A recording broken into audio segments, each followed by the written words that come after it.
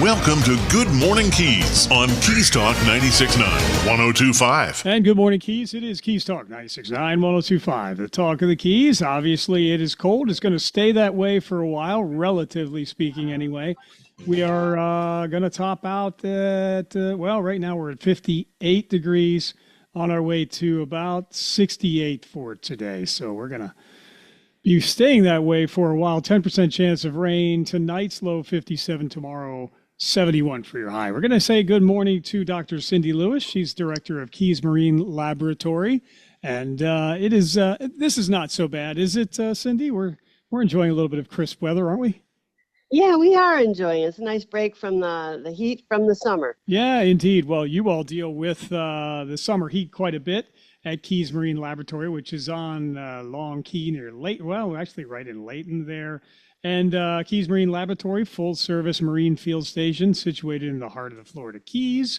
It's got the unique opportunity for college-level education and researchers studying the only tropical marine ecosystem in continental United States. You're busy over there working with FIU, the Florida Institute of Oceanography as well, the consortium of 34 universities. It's busy, but there's always advocacy needed and awareness needed as well. So that's why we're going to be focusing on Ocean Day in Tallahassee coming up in February. Yeah, we're really excited. So as KML is part of FIO, one of its major assets, and so we will be in the Capitol on February 18th, and we will be sponsoring the Oceans Day event there on the South Plaza at the Capitol. Co-sponsoring it with Mote Marine Lab and Ocean Alliance, but FIO actually puts on the event on the Capitol on the plaza, and we will be having a fish fry from noon until 2 right there, and come and see the different exhibits. The fish fry is actually sponsored by Florida International University, so they are helping us put on this event. We have several other sponsors that have stepped up this year and helped to contribute. Port of Tampa is another one, the St. Pete Innovation District, Stanley Yacht is also a sponsor, and Open Water is canned water rather than plastic water bottles, and they have donated over $2,000 worth of canned water that we will be offering for drinks at the Capitol in an effort to promote no plastic water bottles. Indeed. So what is it, primarily, what is the message that you want to be heard by the legislators when you're there at Ocean Day? Well, so the whole thing is Florida's blue ocean economy is so essential to the entire state with tourism and everything else, but also the blue ocean workforce. And so we will have FIO is composed of 34 different members in the consortium. Mm-hmm. So many of those members will actually be there with displays, interactive tables, and people to talk about the work that they're doing at each one of their organizations. We've got 22 exhibitors that will be spread around the Capitol, the south lawn there. And they'll be talking about all their ocean advocacy and the innovation that they're doing to promote the ocean economy and the blue workforce. Dr. Cindy Lewis, she's director of the Florida Keys Marine Laboratory on Good Morning Keys. So give an example of some of the kinds of research that goes on with Keys Marine Lab. Well, we certainly have our education groups are sort of a third of all of the groups that are on site, where different professors from different universities throughout the state of Florida and beyond come to KML to give their students an experience of the marine, the ocean environment. We've just had a group from Wisconsin here for 2 weeks, and they've kind of a frequent flyer. This way, I think, was their third year that they've been coming down to KML with their students, and the experience that these students had, seeing the ocean, some of them for the first time being able to snorkel and learn about the environment. So the education side of it, we're developing the scientists and the policymakers for the future that care about our oceans. We also do research, and research is everything from there's shark research, or people come to KML to do different shark sensory research. We've had a group as far away as from Australia come to KML to do some of their work in collaboration with a researcher here in Florida. Sawfish and the spinning fish work. We have people come down working on that on a regular basis, doing seasonal sampling, and as well as a lot of other systems and stuff. It's not just focused on any one particular area of research. Grad students come, spend the summer working on their specific graduate studies project. And then the other thing we do is coral restoration, and we're kind of a hub. We provide our temperature controlled seawater systems, and with this cold water, our heaters are going to make sure that the water stays warm enough for the coral during these couple days where it's a little cold for them. Yes. But so we have to deal with that too. Yeah, understood. All very valuable research to go on for the protection of our ecosystem. And again, good to see that Ocean Day will be coming up, whereby you have the opportunity to have access to legislators who can really make the difference here for our ecosystem and our ocean economy and the like. Again, Dr. Cindy Lewis, she's director, Florida Keys Marine Lab on Good Morning Keys. And I know you've got some construction and capital projects going on there. Give us an update on that. Well, the small project is we are working on adding a fourth seawater system to complement and expand the land-based capacity so that we're ready to respond to any sort of an emergency that requires holding animals, coral or other, on site to protect them. Mm-hmm. But we're also looking to the buildings that we have. Many of the buildings are 75 years old. And a lot of our basic infrastructure is at ground level. And as all of us in the Keys know, that is very sensitive to not only rising water levels, but certainly storms and storm surge and that sort of thing. So we're hoping to build new buildings, replace these old buildings with brand new buildings that are elevated and storm hardened, so we can continue to offer these services to the education, research, and restoration community. Very good. Again, Dr. Cindy Lewis, director of the Florida Keys Marine Laboratory on Good Morning Keys. Well, with that, Cindy, anything else we should mention before we let you go? Well, just everybody save the date. KML will be having our annual open house in March 7th from 1 to 3.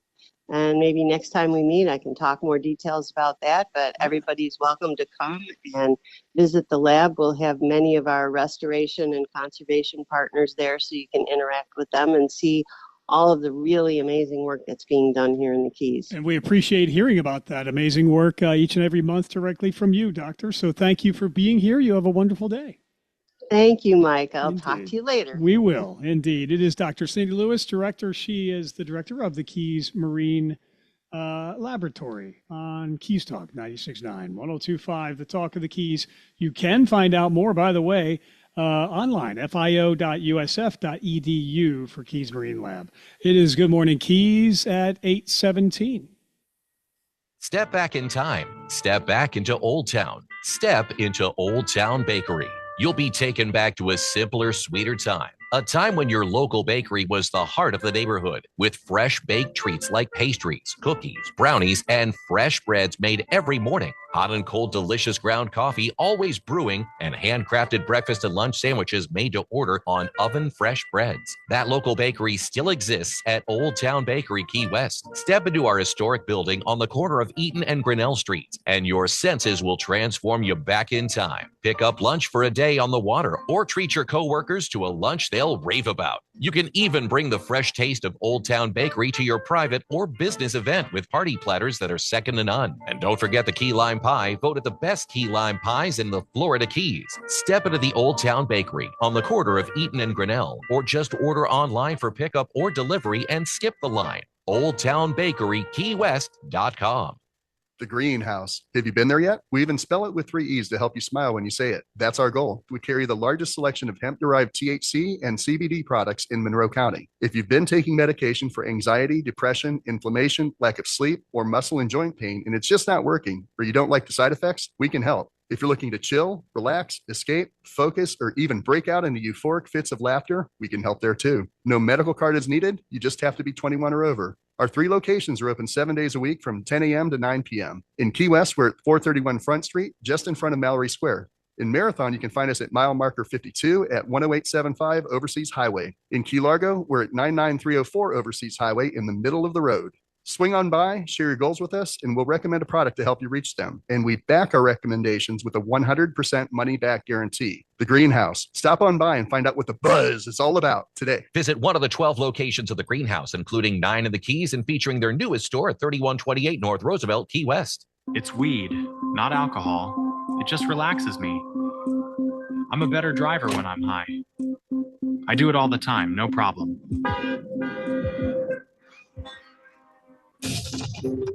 THC reduces your reaction time by half a second, impacting your attention, coordination, and lane tracking. A delay of just half a second can be the difference between life and death. Stay alert, stay alive. Don't drive high. This message is sponsored by the Florida Department of Transportation, the Florida Association of Broadcasters, and this radio station.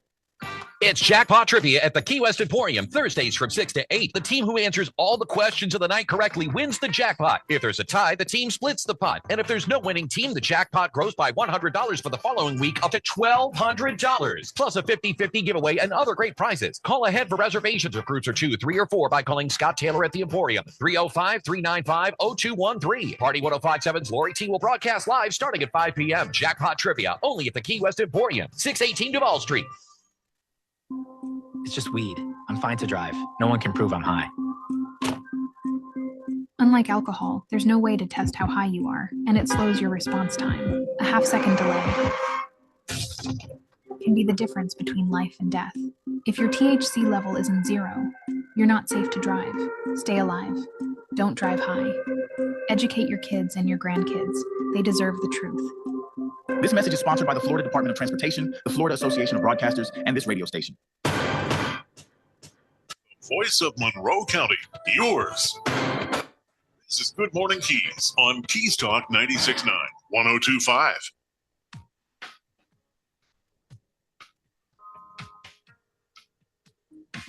It is Keys Talk 96.9, 102.5, the talk of the Keys. And we are definitely facing some cooler temperatures. Currently at 60 degrees, 67 will be your high for today. Tonight's low 57, tomorrow 71 and sunny. That's rebounding a bit. High of 72 on Friday, Saturday 73. Sunday, look at that, 61 degrees, mostly sunny on Sunday. So we've got a kind of bit of a roller coaster here. We're going to welcome in Brian Barroso, City Manager for the City of Key West. Good morning, sir. How are you? I am well, Michael. Good morning. Thank you for the opportunity to be here. Yes, thanks so much for taking the time to be here. So let's be thankful in your position that we don't have to deal with snow removal. How about that? Yes, I do. I have some. I still have some relationships in North Carolina, and believe me, they were pining a few days ago. So I tease them as we should. I said, I'm down here in paradise with palm trees and pelicans. So good luck up there. Well, it was a strategic move and a good one on your part to come back home and serve us as our city manager. And I want to say personally that I hear wonderful things about what you're doing and all the detail you tend to, and we appreciate you being accessible to us here in the media. So we're grateful to have you. Thank you, Brian. Thank you, Michael, for the opportunity as well and the kind words. Absolutely, sir. So it's going to be a little colder when you go up to Tallahassee. They were having some freeze warnings and such. Hopefully that will pass by the time you and a contingent travel to Tallahassee next week. You'll be meeting with lawmakers on a number of state priorities, and we could go through some of these, but water quality and resilience, affordable workforce housing, windstorm and flood insurance, transportation and mobility, and home rule protection. That's a bit of a laundry list there. But let's highlight some of those priorities and what will you be telling our lawmakers here as you try to move those priorities forward? Well, I tell you, it's going to be some cold weather, but we're looking forward to some warm welcoming. So that's really what we want to build on. So Yes. Great opportunity to build the momentum from last year. We did go up to Tallahassee for Florida Keys Day last year, a little bit of a reputation rebuild, but really wanted to make sure that we were communicating in one clear voice that we really need help.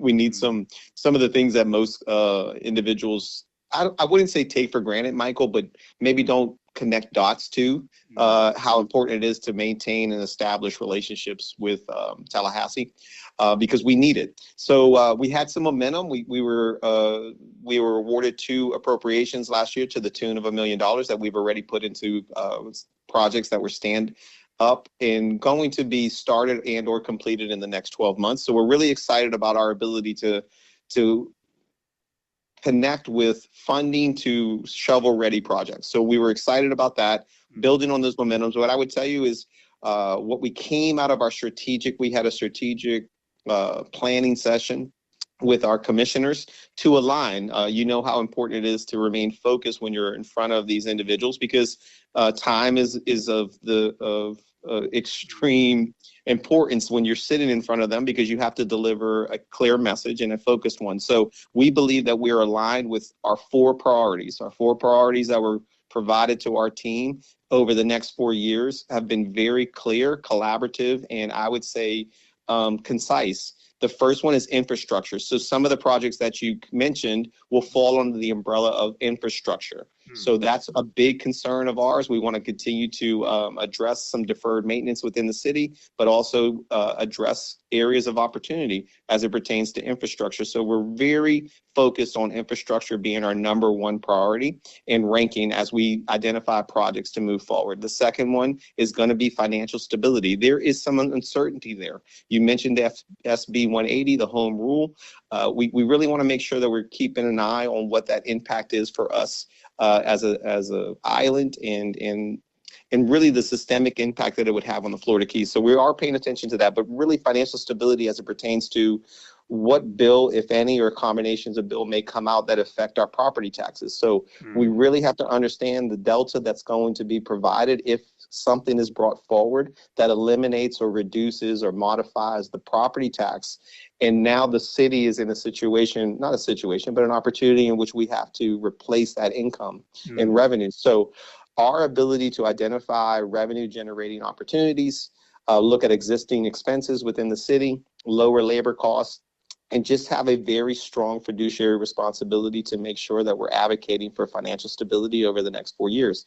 How do we do that? It's through appropriations and grants, and you need to really provide shovel-ready projects that show a benefit to the city and the community and be articulate about why we believe it's appropriate to have that. We did get awarded $2 million with the stewardship program with Monroe County, so we're excited about putting that $2 million into our ability for our CIP program. So we're excited about that. It's followed closely behind infrastructure and financial stability. We're followed by environmental and stewardship protection. You know, our destination is so important and linked to our ability to sustain this environment. So we're really excited about, and we've mentioned it previously, that we have signed the water quality contract with Stantec. So we're excited about that. We are maintaining that testing, and we're really advocating for the sustainability and the environmental protection of this great community. We understand that is the future of this community, and so we really want to preserve our history, strengthen our community and our impact on the environment, and our ability for a sustainable future. So we're excited about that. And then it would be remiss to not have some form of housing as a strategic priority. So we follow that 4th strategic priority with housing. Although it's difficult to believe that the city is in the housing business, we do have such a great opportunity to partner and advocate for affordable housing and workforce housing. And it leads us into another great opportunity to just recognize that the most recent project that we were in collaboration and partnership with several entities was the loss at the Bahama Village. So we were super excited to understand that with the city's at-home grant program, we have one of our very own teammates, Rafi Islam in our parking division. He was the first homeowner from the city to be able to leverage that program.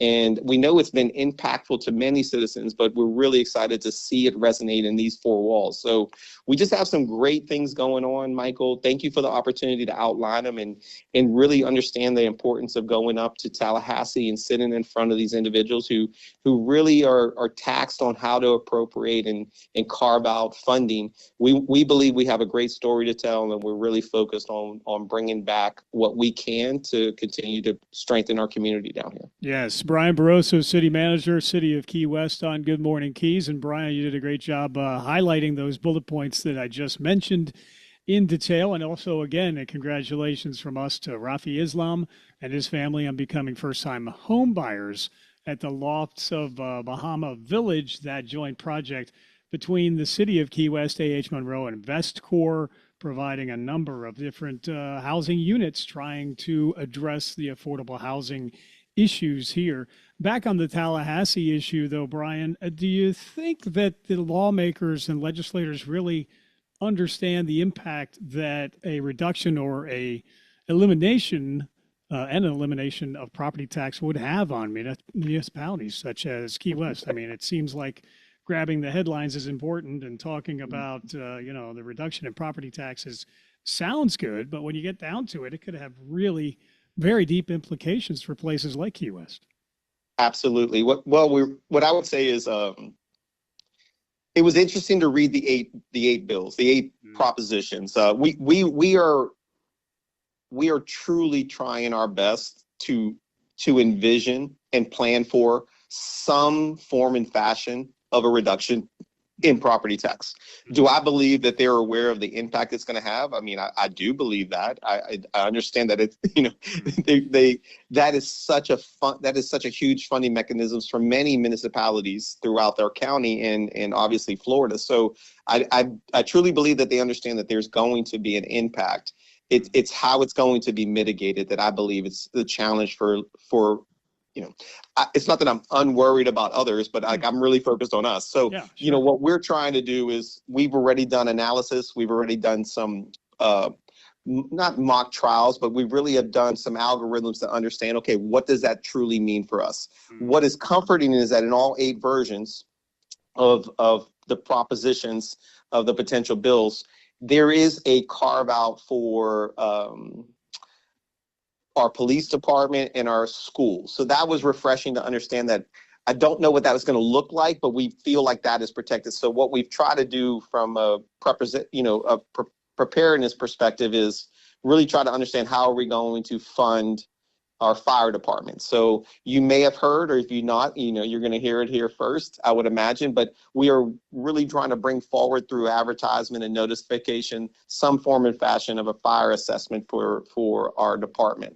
So what we're really doing is prepping. I said you may be aware, Michael, but we're very fortunate to have our very own mayor on a committee that is providing leadership to not in individually this process, but collectively. But her expertise as a former tax collector lends to the impact that some form of fashion of a bill coming through is going to have. So she's been very communicative with the process, very open to educating the community through this process. So we're very fortunate to have that individual voice within there and just a finger on the pulse of where this is going. So it is definitely a conversation point. It's going to be a focus matter when we sit down in front of Representative Mooney and Anna Maria to really make sure that we understand, okay, if it is moving forward some form or fashion, what are we going to do to replace it? There's been several narratives, so it's really difficult to land on one solution. But what I would say is that in prep, we understand that we got to reduce where we can our expenses as a city. And that's going to be really taking a look at our organizational structure, our labor costs, and what our expenditures are, and then look for avenues for additional revenue, which we've already started to do. So those things we should be doing anyways. It's just good stewards of taxpayers' monies, but what we're really doing is focusing in particular to whatever project we're going to stand up and move forward with. We're really getting granular on our ability to support that. Yes. Again, Brian Barroso, he's city manager, City of Key West on Good Morning Keys from Key West to Miami-Dade. You are hearing Brian here and getting a firsthand account of developments and progress at City Hall, as we also talk to the mayor every week too. So we appreciate that transparency and accessibility. And by the way, speaking of the mayor, and you talked about her experience and expertise as our former tax collector, and you also talked about financial responsibility. I know there's already been a number of different analysis done of our city budget and the fact that we are trimming where we can. But congratulations also to the City of Key West as they receive the audit report. It has received the highest form of recognition in state and local government accounting and financial reporting. It's the city's annual comprehensive financial report for the fiscal year ended September 30, 2024, was awarded Certificate of Achievement for Excellence in Financial Reporting by Government Finance Officers Association of the United States and Canada. The 40th consecutive year city has received this outstanding honor. So we certainly are keeping the books very well, and by all accounts, that is definitely up to snuff. So congratulations on yet another year of award there and national recognition. So thank you, Michael. We're very fortunate to have such an amazing finance director with Christina Vivaldi and her team. They do amazing work each day. It's I would say appropriate because we do have our auditors are in place now doing their thing. So it's become a priority for us. But what I would say is what a great example of our ability to be financial stewards and do things the right way, Michael. There's obviously, there's always going to be noise out there and narratives out there. This is not a token recognition. So this is not the 7th place participation trophy. No. This is, there is data behind this and legitimate checks and balances. But to have that recognition is a great example that we are doing everything in our ability to do the right things and in the right way. So great recognition to have that sustainability. It's a great tribute to those who came before Christina and candidly the team that she's building up today. So yes, coming from a financial background myself, I understand the importance of that. Yes, as you certainly do. Again, Brian Barroso, he's city manager, City of Key West. And while we're on the topic of recognition, the Florida Green Building Coalition's Florida Green Commercial Building Certification has been awarded to the new John Jones Navigation Center. Yes, that is another accomplishment on the part of the city. The new College Road facility uses 15% less energy than the Florida Building Code requires.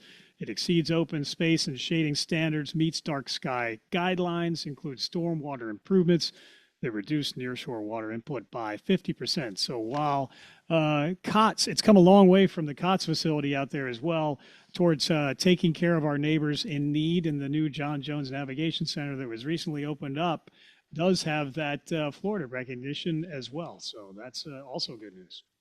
It's amazing news, and it's just a tribute to all the individuals that came together.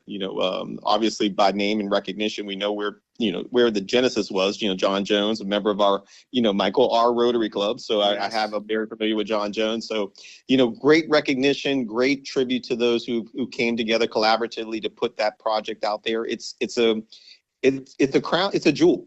To be able to point to that area and all the collaboration that went to identify and help support and continue to support the underserved in this community is vital. But to get this recognition just as tribute to everyone involved with this project. And although I was not personally involved, I would say, man, I'm still proud because you're right. I do remember, what was out there and the need, and that has been paramount, the need to continue to support individuals in our community that are underserved and have that, that ability to transition. The real goal there is how do we get them the support to transition and get to a better version. And I believe that we do that every day. We're in contact with our partners. I would say probably a little bit more frequently this week as we anticipate. And as you alluded to, we are, us Key Westers, we are seeing some colder weather, but, we have been in contact with them and with the county is as you should in preparing for events. So really great to have that partnership and strengthen that partnership. And we're really proud about what the product is being delivered out there and the impact it's having for the individuals in our community. Yeah, indeed. Well, Brian, that speaks to the resilience priorities of the city as well. Federal legislative priorities make that too. They're somewhat in line with our state priorities, it would seem. Infrastructure and resilience, affordable workforce housing, economic development and tourism, energy and environmental issues, public safety, of course, is a big one that's in the news these days. But the federal legislative priorities continue to be promoted as much as possible on behalf of Key West. We're maybe small, but we have a mighty voice, and we continue to hopefully be heard on the federal level. Yeah, I would say, Michael, thank you for identifying those avenues in which we're going to focus when we go to DC. So our plan is to go to Washington on the third week of February with our lobbyists, newly acquired lobbyists. What I'm excited about is that we really didn't have that, at least in my mind. I didn't see the ability to leverage at the federal level. It almost felt like we exhausted every effort at the state level, but we didn't necessarily leverage our ability to talk at the federal level. So excited about that opportunity. We believe we're very focused. We've identified several projects in which we believe that narrative is going to provide an avenue in which we believe we can advocate for funding from the federal level. So I would say that our Fire Station 3, so if you're unfamiliar with the number, as I was occasionally, I'm like, okay, well, where's 3? So that's our Kennedy Fire Station.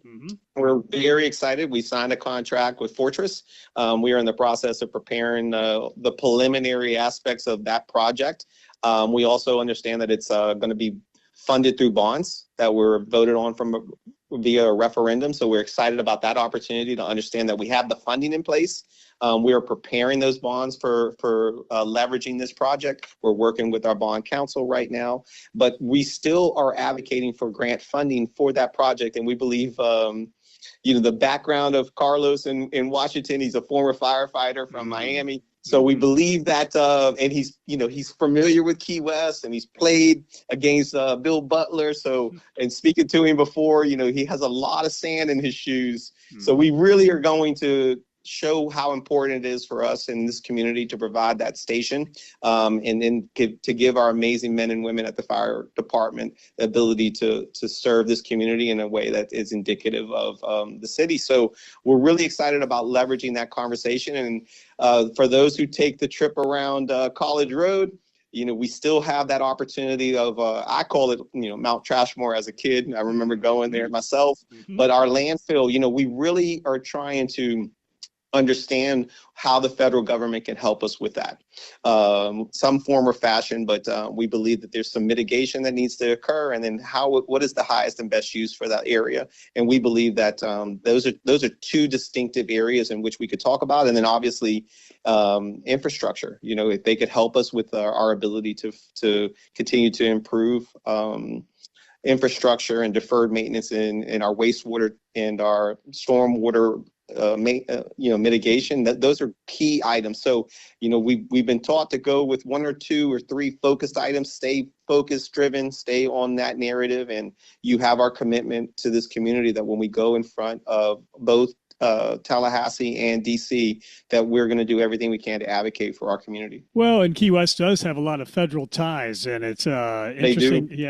between the military and other installations here for sure. So it continues to be on their radar, and we appreciate the advocacy that you and your team will continue to promote on behalf of Key West with our congressmen, et cetera. Those ties will continue to be very important, and it seems like it's a timely the time is very appropriate to utilize those relationships. Again, Brian Barroso, he is city manager, City of Key West, on Good Morning Keys. Economic development and tourism, one of the federal legislative priorities for the city. And we had a meeting yesterday talking about economic development on Simonton Street. The fact that there used to be a parking garage right by that fire station, which is not number 3, it's another number.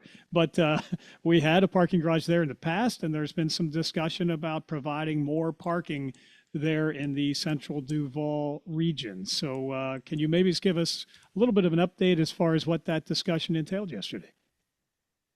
Well, I would say, Michael, as usual, it was filled with passion, and passion is good. Spirited. We yes. invited. Yes, it was passion driven. What I would say is great approach. It's something that our particular team has really been intentful on providing, which is stakeholder involvement. Now, there could be some indifference of opinion regarding, well, when is that? When should we do it in the beginning? Should we do it in the middle? Should we, the location in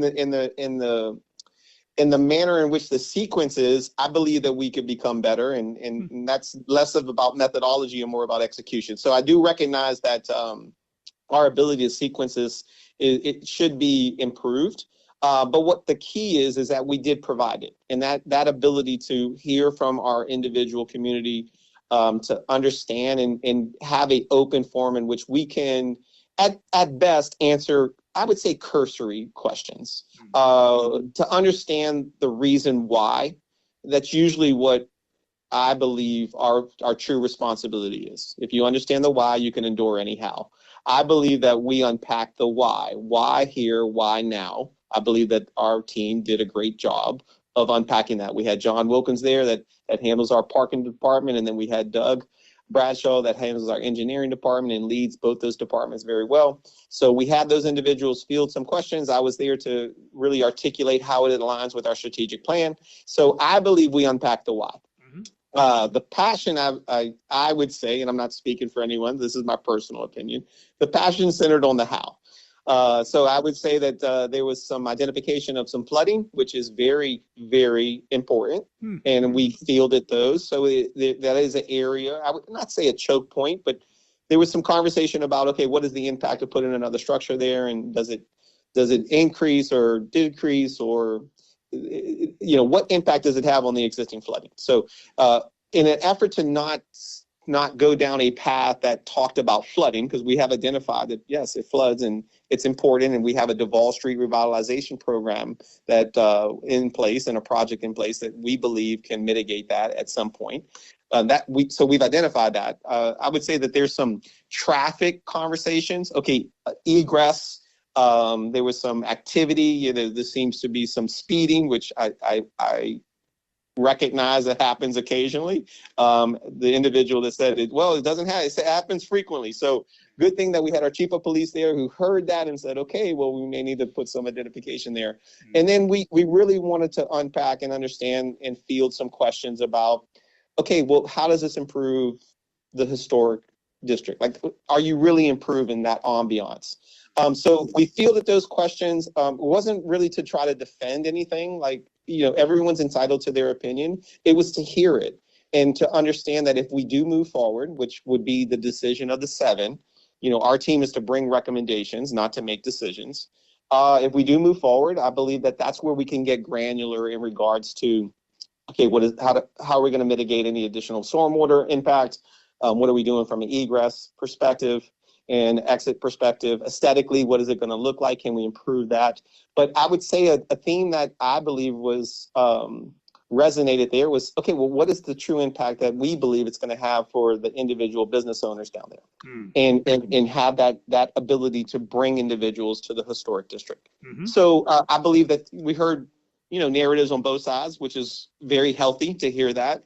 But I would say it was overall, I particularly enjoyed the meeting. I think it was a meeting that allowed individuals to express themselves, and then also gave access to our team, which is always invited and welcomed. And it was great to see the mayor and several commissioners there that show how important these subject matters are. And their ability to attend and be present was a great reflection of support for our team, since this does align with the strategic plans that they gave us. So it's really interesting to see them in the room and welcoming, and know that they're there to support us, because this aligns with the 4 strategic plans that were provided to our team in the beginning. So we're excited to see where it goes. Our plan is to bring forward a recommendation. I would be remiss if I didn't say that there was some funding mechanism questions. Why are we using infrastructure bonds as opposed to revenue bonds? So, I believe that there was some healthy dialogue, Michael, which I always encourage and pleased to hear. And our team will take that feed forward as we continue to have several iterations of this recommendation. And then we'll put our best opportunity in front of the 7 and allow them to make a very informed decision. Very good. Brian Barroso, he's city manager, City of Key West. There's lots more to talk about in future conversations, but I've already made you late for yet another meeting, and I apologize for that. I will take one quick note, though. I will make a note that the Historic Preservation Division, HARC, introducing new weekly office hours every Wednesday, 8:30 to 12:30. Speaking of stakeholder input, so you have that opportunity to speak directly with historic preservation professionals outside of the regular meeting schedules. And the mayor has her open door policy with visiting hours on Mondays, I believe. It's 2 to 4. So again, if you're not participating in the process, then you have no one to blame but yourself. Plenty of opportunities to do that. Brian, I know that we have to let you go unless there's anything else you want to mention. No, but I also would tell you, thank you, Michael, for those plugs. I would say, let me add one more plug. We have coffee with the CM. That's every other Tuesday.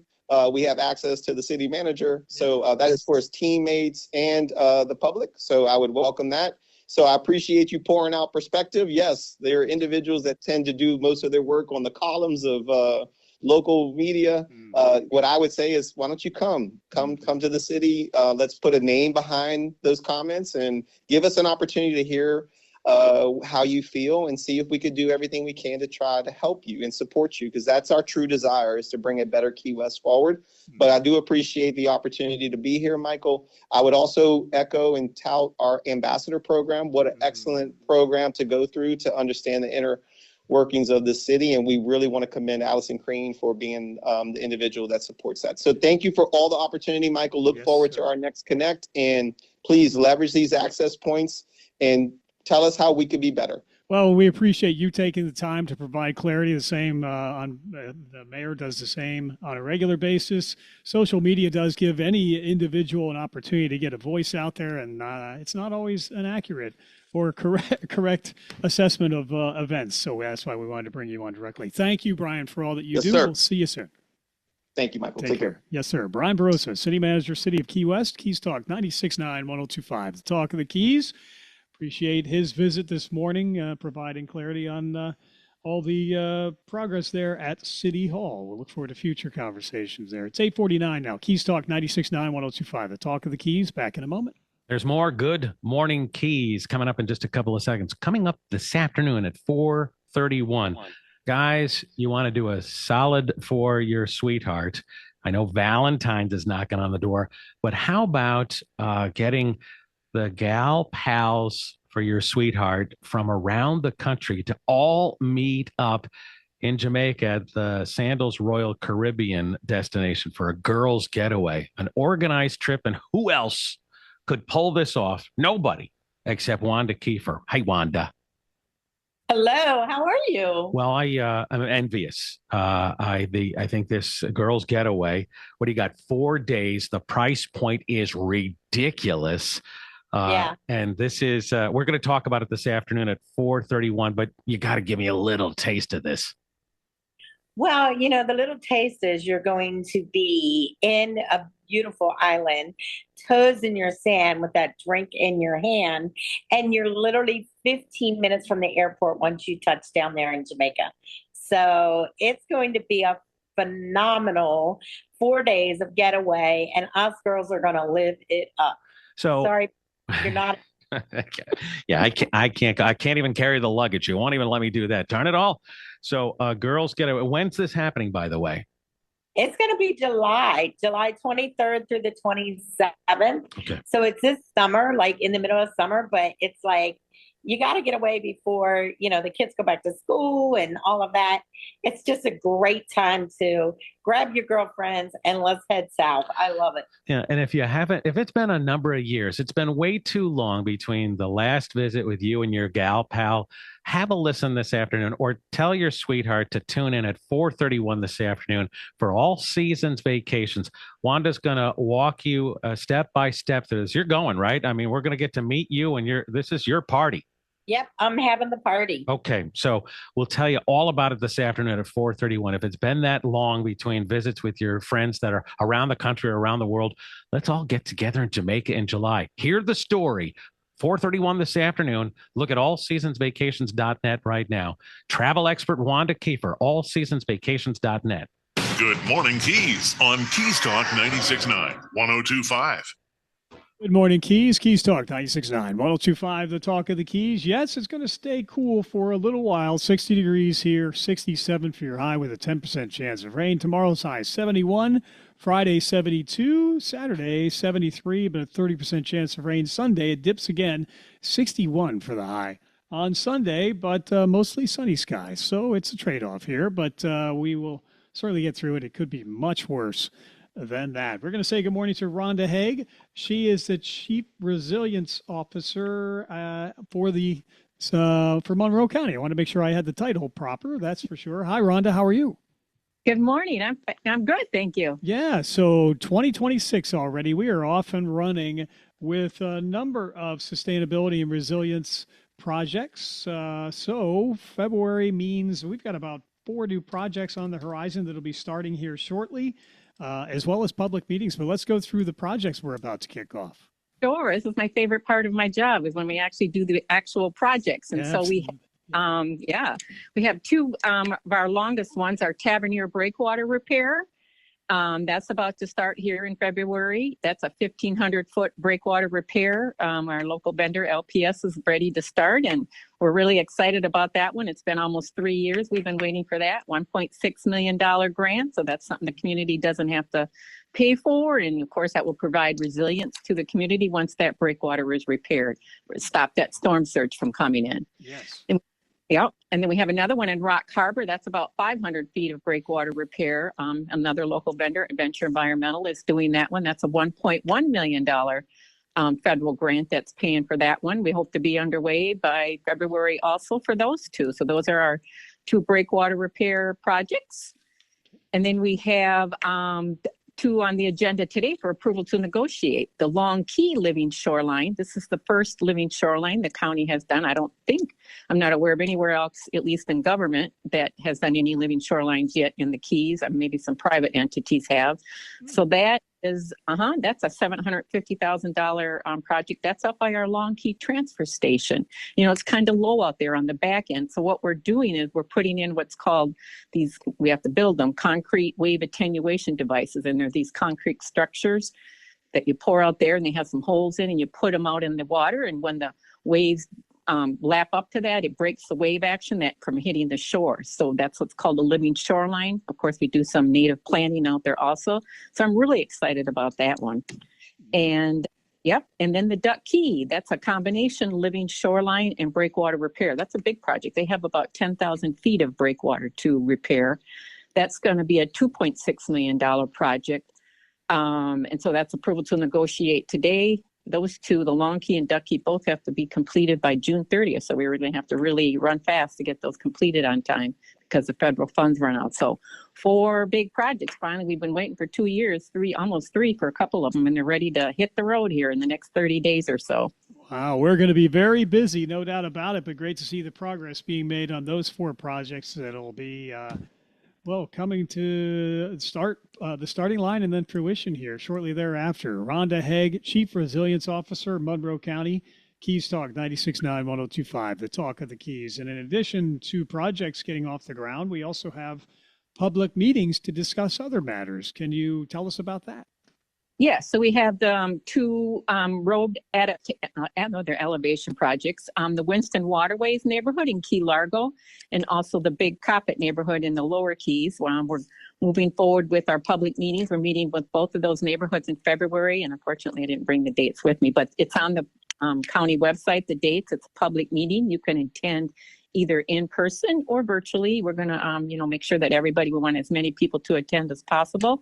And this is where we're going to tell them about the project. And, we have a lot of grant funding, I think 50 million on the one and 60 or 70 million on Big Coppet. And we wanted to keep those projects moving. Those designs are scheduled to be done in May of this year. And so we want to ensure the neighborhood is engaged and willing to move forward on those projects. And so that, we've got the construction funds waiting there. So hopefully the neighborhood will agree to move forward on this. There will be an assessment for the operations and maintenance. So we want to, need to get a vote on that from the residents to move forward on those two big projects. But that will keep those neighborhoods roads clear of water for like the next 25, 30 years. So they'll be a really resilient neighborhoods. We can keep these projects moving. Yeah, I'm really excited. Well, you should be. That's a lot of hard work that is finally you're going to see the results of your hard work. I do see here that there's a public information meeting for the Big Coppet Road Elevation and Stormwater Resiliency Design Project. That's Wednesday, February 18th at 5:30, Harvey Government Center in Key West.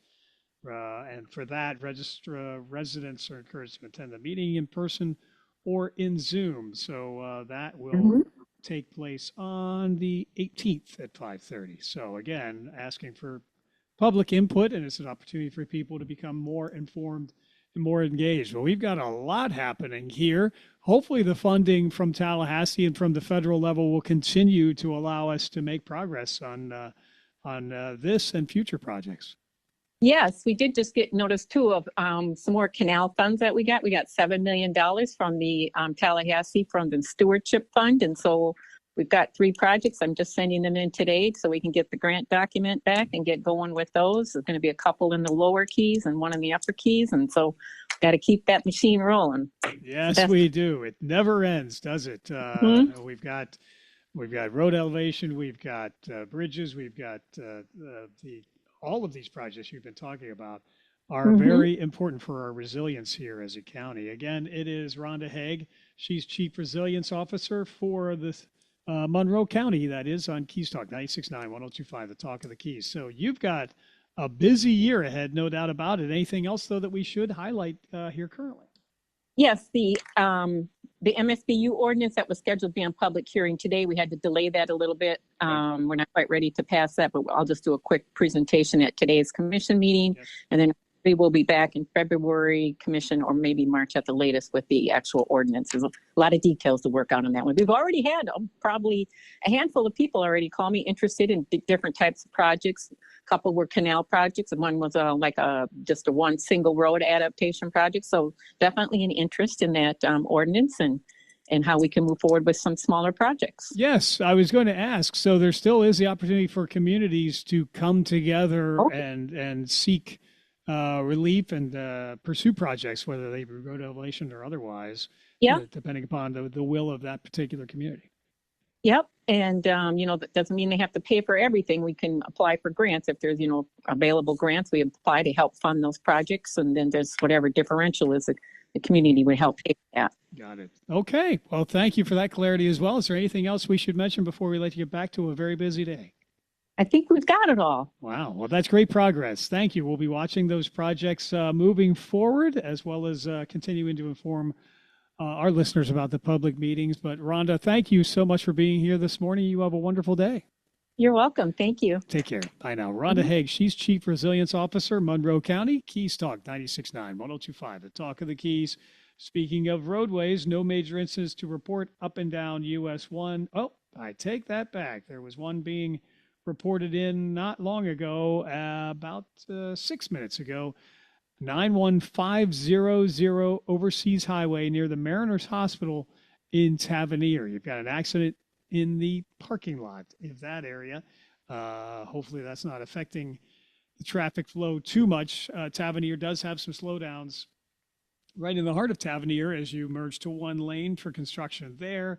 And now again, Mariners Hospital parking lot area reporting in an accident here this morning, just coming in. So keep that in mind if you're going through that area. We are looking at pretty chilly weather, of course, 67 degrees. We've been talking about that. 57 for the low tonight, 71 for your high tomorrow. A slight chance of rain for today. Friday, we've got a 30% chance of rain, 72. Saturday, we're at 73 degrees, 30% chance of rain. Sunday becomes sunny, but cooler again. 61 will be your high. This is Keys Talk 96.9, 102.5, the Talk of the Keys.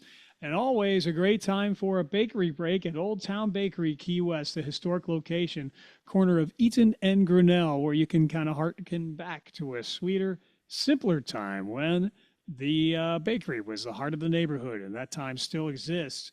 You step into Old Town Bakery. They start baking every morning at 1 a.m. to make sure that you have fresh baked goods for your home or office. Plus, those artisan breads come out fresh and you turn them into delectable sandwiches for breakfast or lunch. It's a great routine to get into. Top it off with some fresh brewed coffee. A hot coffee this morning would really top it off. Very appropriate. Or on a hot day, you can get chilled versions as well. Top everything off with award-winning pies, but in between, get brownies, cookies, pastries, all fresh baked for you. And you can go online to skip the line and pick up or delivery. You can go to oldtownbakerykeywest.com. Make sure you take your dog. They'll get bacon when they are treated at Old Town Bakery. They will love it as well and insist that you keep going back. Old Town Bakery Key West, they can cater your next event for your office or family get-together or maybe your day on the boat, whatever it might be. Old Town Bakery Key West makes it that much sweeter. Old Town Bakery Key West online, oldtownbakerykeywest.com, and corner of Eaton and Grinnell. This is Keys Talk 96.9, 102.5, the talk of the Keys. Getting set for Glenn Beck coming your way in just a few moments, followed by Clay and Buck at noon. Sean Hannity is here at 3 o'clock. It is 5 o'clock. Drew Steele and Florida's Voice, following all the developments in Tallahassee and around the state. 6 o'clock, Mark Levin. 9 o'clock, Jesse Kelly, Coast to Coast AM overnight. AUC with Dr. B coming your way live 9 a.m. on Saturday as well. We always have breaking news wherever it happens. We cover it as soon as it happens here on Keys Talk 96.9, 102.5, the talk of the Keys. Local, state, national news is updated at least every half hour.